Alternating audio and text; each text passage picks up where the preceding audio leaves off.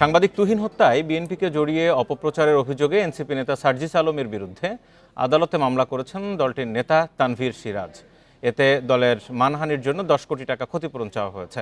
সকালে গাজীপুরের অতিরিক্ত চিফ মেট্রোপলিটন ম্যাজিস্ট্রেট আদালতে এই মামলার আবেদন করেন বাসন থানা বিএনপির সভাপতি তানভীর সিরাজ। পরে আদালত মামলার আবেদন আমলে নিয়ে সিআইডিকে তদন্তের নির্দেশ দিয়েছে।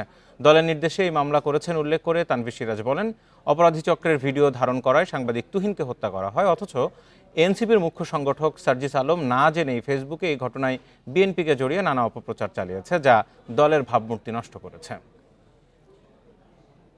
এই নির্বাচনকে প্রশ্নবিদ্ধ করার জন্য এবং পিছিয়ে দেওয়ার জন্য এবং জাতীয়তাবাদী দলের ভাবমূর্তি সাধারণ জনগণের কাছে ক্ষুণ্ণ করার জন্য সে এই সমস্ত বিবৃতিগুলো দিয়ে থাকে। এর জন্য আমাদের সকল আইনজীবীদের নিয়ে আমরা সার্জিস আলমের বিরুদ্ধে মামলা রুজু করে গেলাম। চট্টগ্রামের নিষিদ্ধ ছাত্রলীগের মিছিল প্রতিহত করতে গিয়ে এক পুলিশ সদস্য আহত হয়েছে। এই ঘটনায় 18 জনকে গ্রেপ্তার করেছে পুলিশ।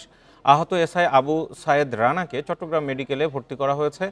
পুলিশ জানায়, সোমবার রাত 12টার দিকে বন্দর ঈশান মিস্ত্রি হাট এলাকায় সন্ত্রাসী শাকিলের নেতৃত্বে নিষিদ্ধ ছাত্রলীগ এবং যুবলীগের পক্ষ থেকে মিছিল বের করা হয়। খবর পেয়ে পুলিশ অভিযানে গেলে তাদের উপর হামলার ঘটনা ঘটে। এ সময় আহত হন বন্দর থানার এসআই আবু সায়েদ রানা। পরে রাতভর অভিযান চালিয়ে 18 জনকে গ্রেপ্তার করা হয়। তাদের কাছ থেকে চাইনিজ কুড়াল, দা, শাবল সহ বেশ কিছু দেশীয় অস্ত্র উদ্ধার করেছে পুলিশ।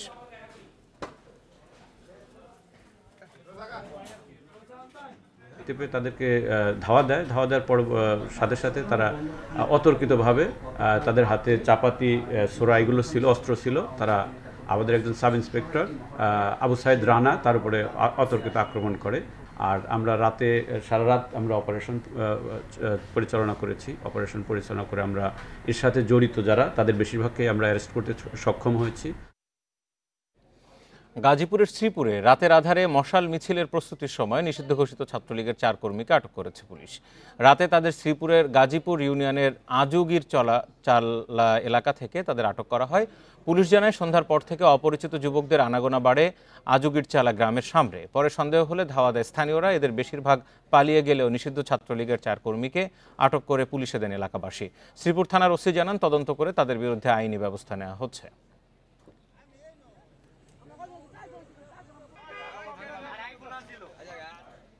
গাইবান্ধায় ট্রাকের ধাক্কায় অটোরিকশার 2 যাত্রী নিহত হয়েছে, আহত আরও 6 জন। দুপুরে গোবিন্দগঞ্জে দিনাজপুর সড়কের খুলশি এলাকায় এই দুর্ঘটনা ঘটে। পুলিশ জানায়, গোবিন্দগঞ্জ থেকে দিনাজপুরের ঘোড়াঘাটে যাচ্ছিলেন সিএনজি অটোরিকশাটি। সে সময় পেছন থেকে ট্রাকটি অটোরিকশাকে ধাক্কা দেয়। এতে আহত হন অটোরিকশায় থাকা 8 যাত্রী। তাদের উদ্ধার করে গোবিন্দগঞ্জ উপজেলা কমপ্লেক্সে নেওয়া হলে 2 জনকে মৃত ঘোষণা করেন চিকিৎসক। বাকিদের অবস্থাও আশঙ্কাজনক।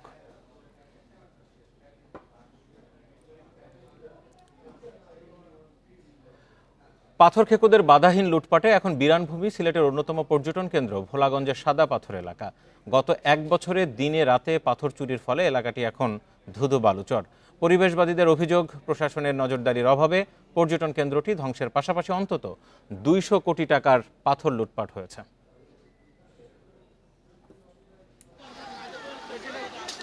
সিলেটের ভোলাগঞ্জ সাদা পাথর পর্যটন কেন্দ্র ভ্রমণ পিপাসুদের পছন্দের জায়গা।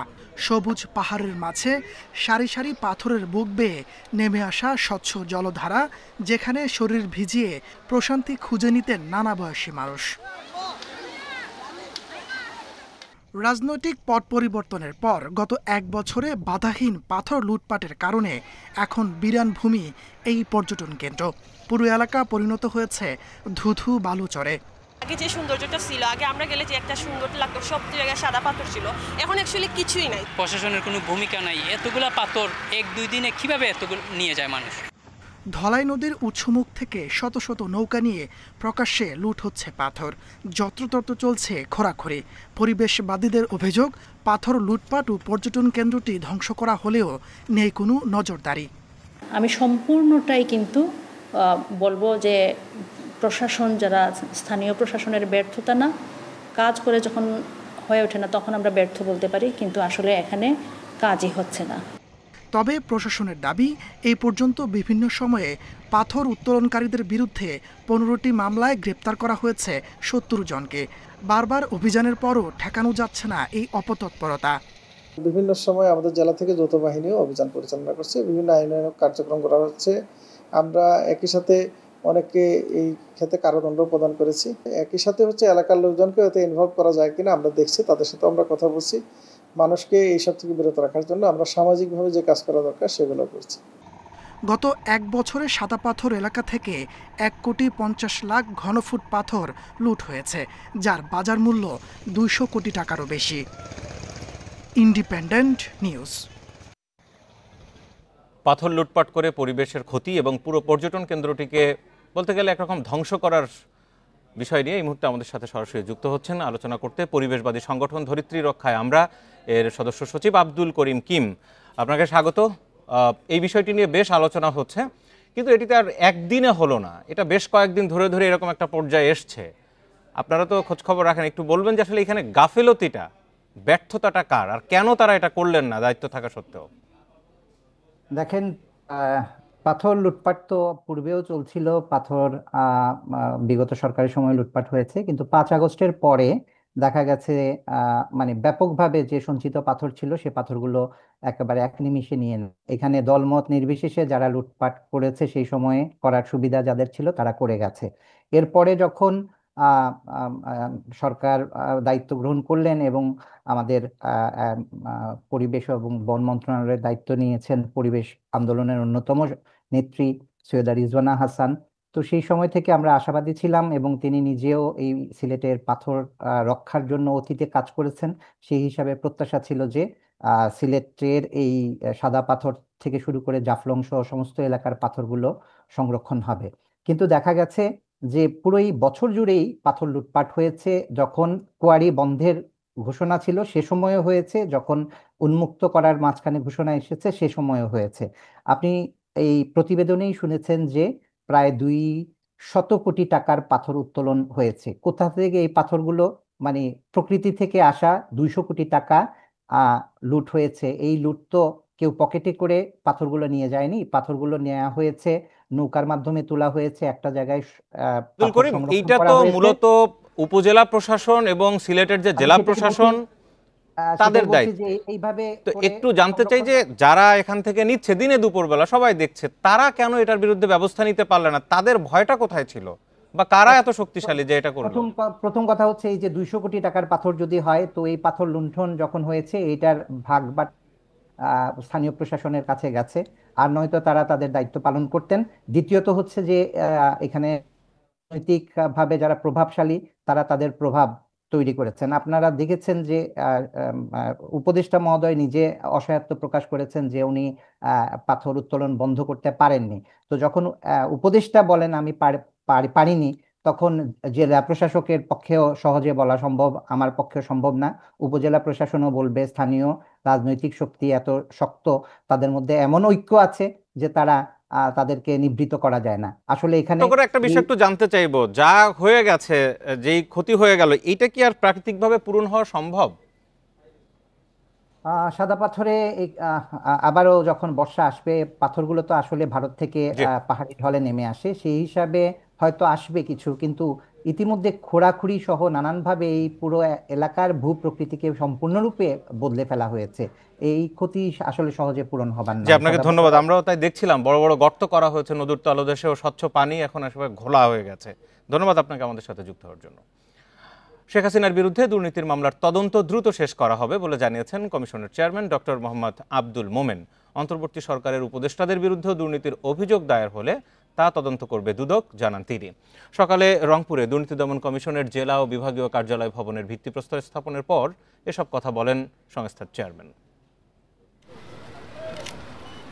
মঙ্গলবার সকালে রংপুরে দুদকের সমন্বিত জেলা ও বিভাগীয় কার্যালয়ের ভিত্তিপ্রস্তর স্থাপন করেন সংস্থাটির চেয়ারম্যান ডক্টর মোহাম্মদ আব্দুল মোমেন।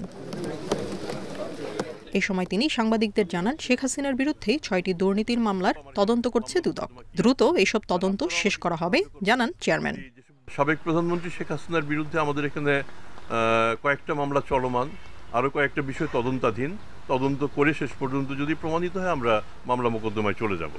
অন্তর্বর্তী সরকারের ৮ উপদেষ্টার বিরুদ্ধে গণমাধ্যমে বিভিন্ন প্রতিবেদনের বিষয়ে প্রশ্নের জবাবে তিনি বলেন, উপদেষ্টাদের বিরুদ্ধে দুর্নীতির অভিযোগ দায়ের হলে তা তদন্ত করবে দুদক। দুর্নীতির প্রমাণ মিললে কাউকে ছাড় দেওয়া হবে না বলে হুঁশিয়ার করেন দুদক চেয়ারম্যান। অভিযোগ যেন সুনির্দিষ্ট হয়। আমরা যদি খালি বলে ফেলি যে তিনি কোটি কোটি টাকা আত্মসাৎ করেছেন, কোত্থেকে করেছেন, কিভাবে করেছেন, এই অংশগুলি যদি আমরা প্রমাণ করতে না পারি তাহলে কিন্তু শেষ পর্যন্ত সেই অভিযোগ টিকবে না। কাজেই এমনকি উপদেষ্টাদের বিরুদ্ধে যদি অভিযোগ থাকলে পরে সেটা যদি সুনির্দিষ্ট হয়, আপনারা নিজেরাই নিয়ে আসুন না কেন। সমাজের সর্বস্তরে দুর্নীতি বন্ধে সবার সহযোগিতা চান doctor Mohammad Abdul Momen. Independent news. চট্টগ্রামের লোহাগাড়ার বড় হাতিয়া ইউপি সদস্য তার 2 ছেলেকে গুলি ও কুপিয়ে আহত করেছে সন্ত্রাসীরা। সোমবার রাত 12:15টার দিকে কুমিরাঘোড়া এলাকায় এই হামলার ঘটনা ঘটে। আহতরা হলেন ইউপি সদস্য ইউনিয়ন বিএনপির সাবেক আহ্বায়ক রফিকুল আহমেদ ও তার 2 ছেলে মিসবাউদ্দিন মিশাল ও ফয়সাল আহমেদ। পুলিশ জানায় রাতে দোকান বন্ধ করে মোটরসাইকেলে করে বাড়ি ফিরছিলেন রফিক ও তার ছেলেরা। এ সময় তাদের লক্ষ্য করে গুলি চালায় সন্ত্রাসীরা। পরে রফিককে এলোপাতাড়ি কুপিয়ে গুরুতর জখম ও গুলি করা হয়। তাদের চিৎকারে আশপাশের লোকজন এগিয়ে এলে হামলাকারীরা পালায়। পরে তাদের উদ্ধার করে চট্টগ্রাম মেডিকেল কলেজ হাসপাতালে ভর্তি করা হয়। আধিপত্য বিস্তার ও চাঁদা না দেয়ায় তাদের উপর হামলার ঘটনা ঘটে। ঘটনার সাথে জড়িতদের ধরতে অভিযান চলছে বলে জানিয়েছে পুলিশ। লক্ষ্মীপুজোর রামগতিতে নৌকার সিলিন্ডার লিকেজ থেকে বিস্ফোরণের 6 দিন পর দগ্ধ আরও একজন মারা গেছেন। ফারুক হোসেন জাতীয় বার্ন ইনস্টিটিউটে চিকিৎসাধীন। এই নিয়ে দুর্ঘটনায় মৃত্যু হয়েছে 2 জনের। একই হাসপাতালে চিকিৎসাধীন আরও 2 জনের অবস্থা আশঙ্কাজনক বলে জানিয়েছেন চিকিৎসক। বৃহস্পতিবার রামগতির মৎস্য অবতরণ কেন্দ্রের পাশে নৌকায় রান্নার কাজ করছিলেন জেলেরা। হঠাৎ গ্যাস সিলিন্ডার লিকেজ থেকে বিস্ফোরণ হয়। এতে নৌকায় থাকা 6 জেলে দগ্ধ হন। তাদের উদ্ধার করে প্রথমে রামগতি উপজেলা স্বাস্থ্য কমপ্লেক্সে ভর্তি করা হয়। পরে অবস্থার অবনতি হওয়ায় 4 জনকে জাতীয় বার্ন ইনস্টিটিউটে ভর্তি করা হয়। এর মধ্যে শনিবার রাতে চিকিৎসাধীন অবস্থায় মারা যান আমজাদ হোসেন।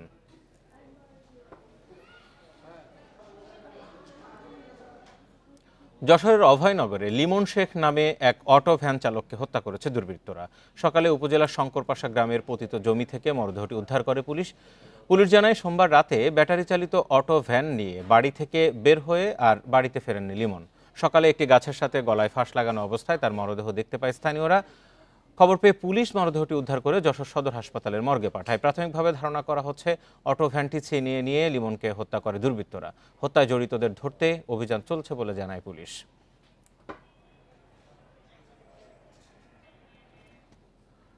মাদারীপুরের শিবচরে নিখোঁজের 12 দিন পর মাটি খুঁড়ে মিলল ভ্যান চালকের মরদেহ।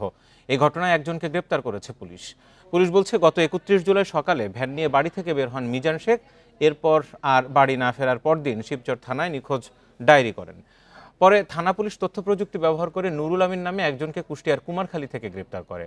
পরে তার দেয়া তথ্যের ভিত্তিতে নিহতের মরদেহ মাটি খুঁড়ে বের করা হয়। চালক মিজানকে হত্যা করে ভ্যান নিয়ে পালিয়ে যাওয়ার কথা স্বীকার করে গ্রেপ্তার নুরুল আমিন। এই ঘটনায় জড়িত বাকিদের গ্রেপ্তারে অভিযান চলছে বলে জানায় পুলিশ।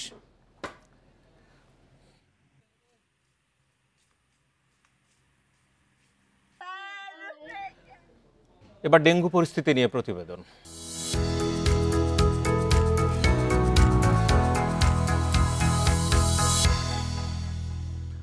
ডেঙ্গুতে দ্বিতীয় কিংবা তৃতীয়বার আক্রান্ত হওয়ায় রোগীর জটিলতা বাড়ছে। ডেঙ্গুর ধরনের পরিবর্তনের কারণে রক্তক্ষরণ, অনিয়ন্ত্রিত ডায়াবেটিস, এমনকি কিডনির জটিলতা দেখা দিতে পারে। অনেককে আইসিইউতেও ভর্তির প্রয়োজন হচ্ছে বলে জানান চিকিৎসকরা। তাই যারা একবার ডেঙ্গু আক্রান্ত হয়েছেন তাদের বিশেষ সতর্ক থাকার পরামর্শ দেওয়া হচ্ছে। রাজধানীর মহাখালী ডিএনসিসি হাসপাতালে আইসিইউয়ের সামনে অপেক্ষা করছেন বরগুনার বাসিন্দা তারেক।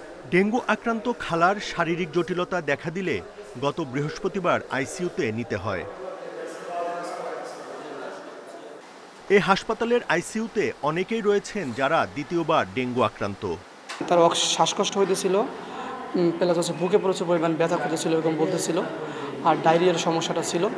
তো 3টা সমস্যা নিয়েই তাকে আইসিইউতে শিফট করা হয়। ওর অবস্থা দিন দিন খুব ক্রিটিক্যাল হচ্ছিল, তখন ওকে আইসিইউতে শিফট করা হয়। পরে 4 দিনের দিন আইসিইউ থেকে আবার বেডে দেওয়া হয়। ডেঙ্গু পজিটিভ নিয়ে আমি ডিএনসি হসপিটালে আমার মাকে ভর্তি হয়েছে। সিরিয়াসলি অবস্থা ছিল। মায়ের ডায়াবেটিস রোগী, পোরসাইপ ইনফেকশন হয়েছে, তারপর আপনার ডায়াবেটিস বেড়ে গেছে। চিকিৎসকরা জানান প্রথম সংক্রমণে শরীরে কিছু অ্যান্টিবডি তৈরি হয়, দ্বিতীয়বার আক্রান্ত হলে আগের অ্যান্টিবডি কাজ করে, এতে প্রায় জটিলতা তৈরি হচ্ছে। পেশেন্টের ক্ষেত্রে নানান রকম সিমটম তৈরি হয়, যেমন প্লাজমা লিকেজ, কারো কারো ব্লিডিং হয়, বেশি হয়, মানে সব কিছুই তার ইমিউনোলজিক্যাল রিয়াকশনের জন্য হয়। প্রথমবারেও হতে পারে, কিন্তু দ্বিতীয় বা তৃতীয়বার যারা আক্রান্ত হচ্ছেন তাদের ক্ষেত্রে তখন ঝুঁকিটা আরও অনেক বেশি। যখন সেকেন্ড টাইম অ্যাটাক করে, second time, third time, fourth time যদি অন্য ভেরিয়েন্টে হয় তাহলে কিন্তু ইট মে বি মোর ডেঞ্জারাস, এবং এইসব কেসে কিন্তু বেশি ক্রিটিক্যাল হয়। তখন আমাদের অন্য ভেরিয়েন্টে আক্রান্ত হয়, তখন কিন্তু এই অ্যান্টিবডি কিন্তু ওই ভাইরাসটাকে রিকগনাইজ করতে পারে, কিন্তু ফুলি রিকগনাইজ করতে পারে না। যখন সে ফুলি রিকগনাইজ না করতে পারে তখন কি অ্যান্টিবডি ওভার রিয়েক্ট করে। চিকিৎসকরা বলছেন অনেকেই মনে করেন একবার ডেঙ্গু হলে আর এ রোগ হবে না। এ ধারণা একেবারেই ভুল। ডেন 1, 2, 3, 4 যে মানুষটা একবার আক্রান্ত হয়েছেন উনি কিন্তু একটা সেরোটাইপে আক্রান্ত হয়েছেন, ধরেন 1 দিয়ে আক্রান্ত হয়েছেন, তার আরও 3 বার আক্রান্ত হওয়ার ঝুঁকি থাকছে, 2, 3, 4 দিয়ে। তো উনি ডেঙ্গিতে আক্রান্ত হয়েছেন, ভালো হয়ে গেছেন, তার যে অ্যান্টিবডিটা গ্রো করেছে সেটা 1-এর বিরুদ্ধে, ফলে 1 দিয়ে উনি আরেকবার আক্রান্ত হবেন না। ডেঙ্গুতে বেশি ঝুঁকিতে থাকে শিশু, গর্ভবতী নারী এবং অন্য রোগে আক্রান্ত বয়স্করা। তাদের নিয়ে বাড়তি সতর্কতার তাগিদ বিশেষজ্ঞদের। Buddhadev Kundu, independent news, Dhaka. লালমনিরহাটে তিস্তার পানি বেড়ে বিপদসীমার ওপর দিয়ে প্রবাহিত হচ্ছে, এতে নিচু এলাকায় বন্যার আশঙ্কা করা হচ্ছে। অন্যদিকে চাঁপাইনবাবগঞ্জে পদ্মার পানির স্তর সতর্কসীমা অতিক্রম করেছে, প্লাবিত হয়েছে নিম্নাঞ্চল। লালমনিরহাট পানি উন্নয়ন বোর্ড জানায় উজান থেকে নেমে আসা ঢলের কারণে তিস্তার পানি দ্রুত বাড়ছে।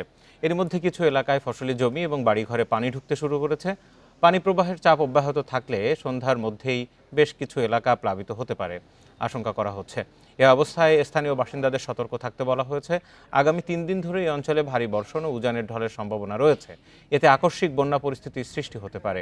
এদিকে পদ্মায় পানি বাড়ায় চাঁপাইনবাবগঞ্জের চরাঞ্চলের 10,000-এর বেশি মানুষ পানিবন্দী হয়ে পড়েছেন। প্লাবিত এলাকায় ত্রাণ তৎপরতা শুরু করেছে প্রশাসন।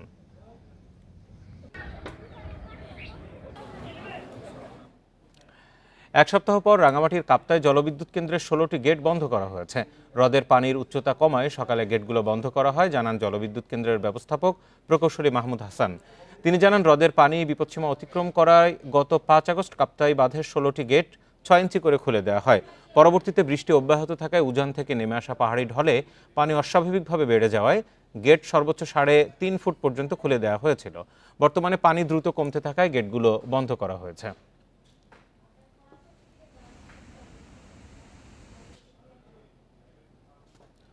ঠাকুরগাঁয়ে ফেন্সিডিল সহ তালিকাভুক্ত জুলাই যোদ্ধা সেলিম রেজাকে আটক করেছে যৌথ বাহিনী। রাতে সদর উপজেলার শিবগঞ্জ জামালপুর ইউনিয়নের মহেশপুর এলাকায় অভিযান চালিয়ে তাকে আটক করে যৌথ বাহিনী। বিষয়টি নিশ্চিত করেন সদর থানার ওসি সরোয়ার আলম খান। জানান, গোপন সংবাদের ভিত্তিতে ওই এলাকায় অভিযান চালিয়ে 21 বোতল ফেন্সিডিল ও 42,000 টাকা সহ আটক করা হয় সেলিম রেজাকে। এই ঘটনায় মাদকদ্রব্য নিয়ন্ত্রণ আইনে মামলা করা হবে।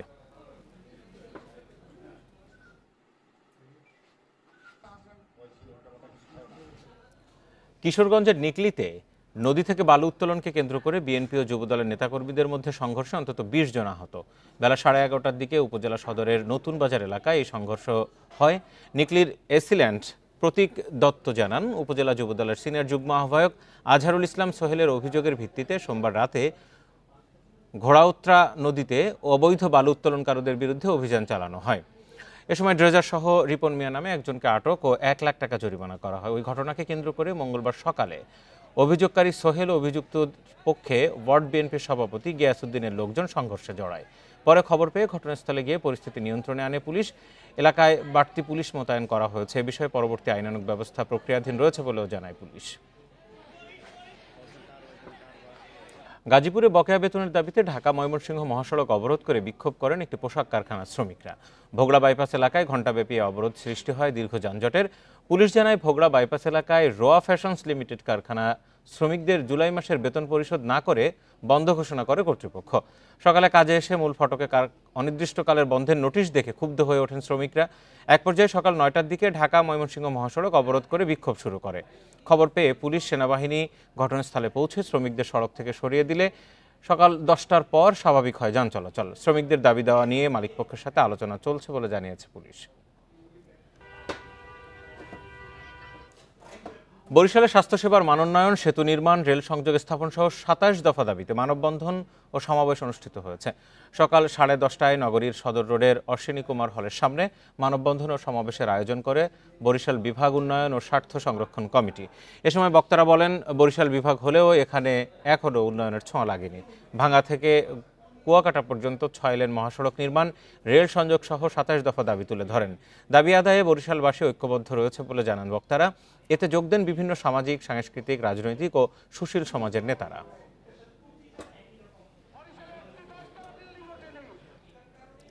দিনাজপুর সহ সারা দেশে সন্ত্রাস, চাঁদাবাজি, ঘুষ, দুর্নীতি, হত্যা বন্ধে পদযাত্রা হয়েছে। মঙ্গলবার বেলা 11টায় শহরের উপশহর থেকে পদযাত্রাটি বের হয়ে জেলা প্রশাসক কার্যালয়ে গিয়ে শেষ হয়।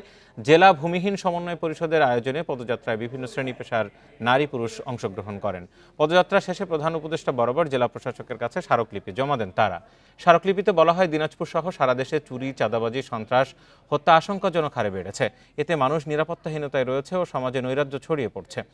এসব বন্ধে নিরপেক্ষ জনপ্রশাসন ব্যবস্থা গড়ে তোলা ও দোষীদের শাস্তির ব্যবস্থা সহ 9টি দাবি তুলে ধরা হয়।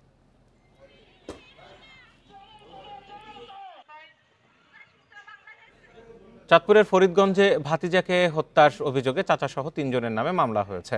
ফরিদগঞ্জ থানার ওসি শাহ আলম জানান, সোমবার রাতে নিহত বাহার হোসেন বাবুর বোন বাদী হয়ে হত্যা মামলা দায়ের করেন। এতে আসামি করা হয় চাচা হাসান গাজী, তার ছেলে শাকিল ও তার স্ত্রী সুমাইয়া আক্তারকে। এরই মধ্যে 3 জনকে গ্রেপ্তার করেছে পুলিশ। এদিকে ময়নাতদন্ত শেষে পরিবারের কাছে বাবুর মরদেহ হস্তান্তর করা হয়। সোমবার সুবিদপুর পূর্ব ইউনিয়নের বড়গাঁও গ্রামে বিদেশে পাঠানো টাকা দিয়ে বিরোধের জেরে খুন হন বাহার হোসেন বাবু। এই ঘটনায় আহত 2 জন হাসপাতালে চিকিৎসাধীন।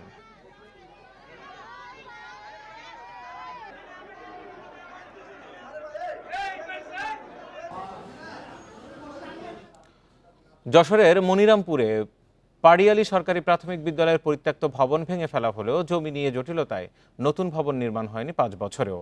পাঠদান ও দাপ্তরিক কাজ চলছে টিনের চালায়। পড়াশোনার পরিবেশ না থাকায় কমছে শিক্ষার্থীর সংখ্যাও। স্কুল মাঠের একপাশে পরিত্যক্ত ভবন ভাঙার চিহ্ন আছে এখনো। 2017 সালে পুরাতন ওই ভবনটি পরিত্যক্ত ঘোষণার পর গুড়িয়ে দেওয়া হয় 2020 সালে। এখন স্কুলের কার্যক্রম চলছে ছোট 3টি চালাঘরে। এগুলোতেই চলছে পাঠদান ও দাপ্তরিক কাজ। নেই পড়াশোনা বা খেলাধুলার পরিবেশ। ভবন না থাকায় রোদ বৃষ্টি শীতে বাড়ে বিপত্তি। আমাদের ভয় করত, আর বৃষ্টি হলে এই জায়গা কাদা হয়ে যেত। যেরকম স্বাভাবিক একটা স্কুল থাকা দরকার সেরকম তো না। মানে 2014 সাল থেকে কর্মরত আছি, কিন্তু এসে যাবত আমি কোনোদিন আসলে টিচার এটা নিজেকে মনে করতে পারি না। পরিত্যক্ত ভবন ভাঙার পর নতুন ভবন নির্মাণের উদ্যোগ বাস্তবায়ন হয়নি এখনো। এই যাবৎকাল দীর্ঘ 8 বছর পর্যন্ত কোনো ভবন পাই নাই। তবে আমি শুনেছিলাম যে 2020 সালে আমার একটা নতুন ভবন বরাদ্দ হয়েছে, সেটাও আজও পর্যন্ত কোনো কার্যক্রম শুরু হয় নাই। স্কুলটির 48 শতক জমির মধ্যে 5 শতক জমি নিয়ে বিরোধ থাকায় ভবন নির্মাণ করা যায়নি বলে জানিয়েছে শিক্ষা অধিদপ্তর। মামলার জন্য স্কুলটা হয়নি, তো যেহেতু বরাদ্দটা ফ্রি গেছে, এখন প্রাইমারি এডুকেশন ডেভেলপমেন্ট প্রোগ্রাম 5-এর আওতায় যদি কেসটা মিটে যায় তাহলে আমরা এখানে স্কুলে কাজ করতে পারবো। 1960 সালে যাত্রা শুরু হয় পাড়িয়ালী সরকারি প্রাথমিক বিদ্যালয়ের। ভবন পরিত্যক্ত ঘোষণার পরও 2018 সালে বিদ্যালয়টিতে 110 জন শিক্ষার্থী ছিল। বর্তমানে কাগজে কলমের 70 জন থাকলেও পাঠদানের পরিবেশ না থাকায় কমছে শিক্ষার্থীর সংখ্যা। Independent news. প্রযুক্তি নির্ভর যুবশক্তি বহুপাক্ষিক অংশীদারিত্বে অগ্রগতি, এই প্রতিপাদ্য নিয়ে বিভিন্ন জেলায় উদযাপিত হয়েছে জাতীয় ও আন্তর্জাতিক যুব দিবস। সকালে নেত্রকোনায় দিবসটি উদযাপন উপলক্ষে জেলা প্রশাসন ও যুব উন্নয়ন অধিদপ্তরের আয়োজনে একটি আনন্দ র্যালি বের করা হয়। র্যালিটি পারলা সরকারি প্রাথমিক বিদ্যালয়ের সামনে থেকে বের হয়ে শহরের প্রধান সড়ক প্রদক্ষিণ করে যুব উন্নয়নের জেলা কার্যালয়ে এসে শেষ হয়। পরে সেখানে বৃক্ষরোপণ ও মৎস্য অবমুক্তকরণ শেষে আলোচনা সভা অনুষ্ঠিত হয়। এদিকে ঝিনাইদহে দিবসটি উপলক্ষে যুব ভবনের হলরুমে আলোচনা সভা অনুষ্ঠিত হয়। পরে 13 জন প্রশিক্ষিত যুবকদের মাঝে 21 লাখ টাকার ঋণের চেক তুলে দেওয়া হয়। এছাড়া খাগড়াছড়িতে দিবসটি উপলক্ষে আলোচনা সভা, যুব ঋণের চেক, সনদপত্র, সেলাই মেশিন বিতরণ করা হয়। নাটোরে জেলা পরিষদ অডিটোরিয়ামে আলোচনা সভা শেষে 17 জন যুবকের মাঝে 22,60,000 টাকার চেক তুলে দেওয়া হয়। দিবসটি উপলক্ষে লক্ষ্মীপুর জেলা প্রশাসকের কার্যালয়ের সামনে থেকে একটি র্যালি বের হয়ে বিভিন্ন সড়ক প্রদক্ষিণ করে।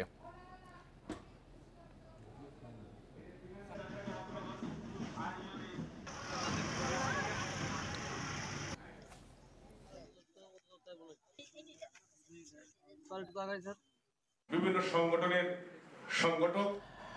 শেরপুর সদরের দশানী নদীতে হয়ে গেল গ্রাম বাংলার ঐতিহ্যবাহী নৌকা বাইচ প্রতিযোগিতা, যা উপভোগ করতে নদীর দুই পাড়ে ভিড় করে বিভিন্ন জায়গা থেকে যাওয়া হাজারো মানুষ। সোমবার বিকেলে নদীর পশ্চিম পাশ থেকে নৌকা বাইচ প্রতিযোগিতাটি শুরু হয়। 15 দিন পর্যন্ত চলবে এই প্রতিযোগিতা। এতে অংশ নিয়েছে শেরপুর, জামালপুর, ময়মনসিংহ সহ বিভিন্ন এলাকার নৌকা। ঢোলের তালে তালে মাল্লারা বৈঠা মেরে নৌকা নিয়ে সামনে এগিয়ে যায়। আয়োজন উপভোগ করতে নদীর দুই পাড়ে ভিড় জমান নানা বয়সী মানুষ। উপজেলার 7 নম্বর চর এলাকার যুব সমাজ এই নৌকা বাইচের আয়োজন করেছে। ঐতিহ্যবাহী এই খেলা ধরে রাখতে এমন আয়োজন বলে জানান আয়োজকরা।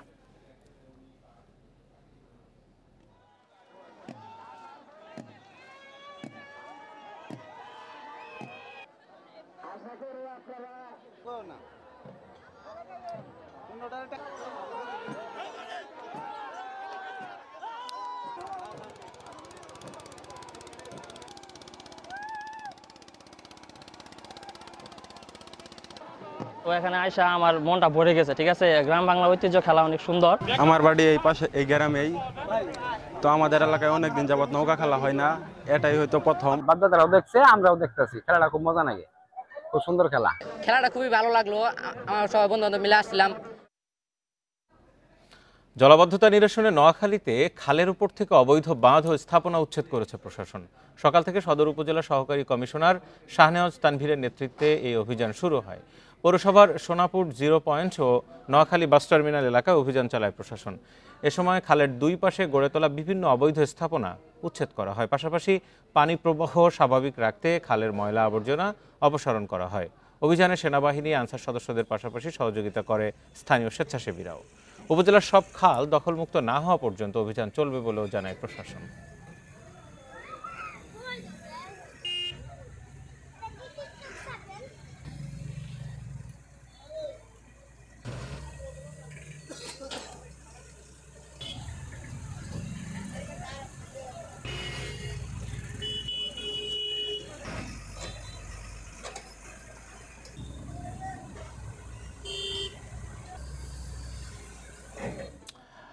সমগ্র বাংলাদেশে এই ছিল আজকের আয়োজনে। সাথে থাকার জন্য ধন্যবাদ। ফেসবুক, ইউটিউব, এক্সে আরও বিস্তারিত সংবাদ দেখতে পাবেন।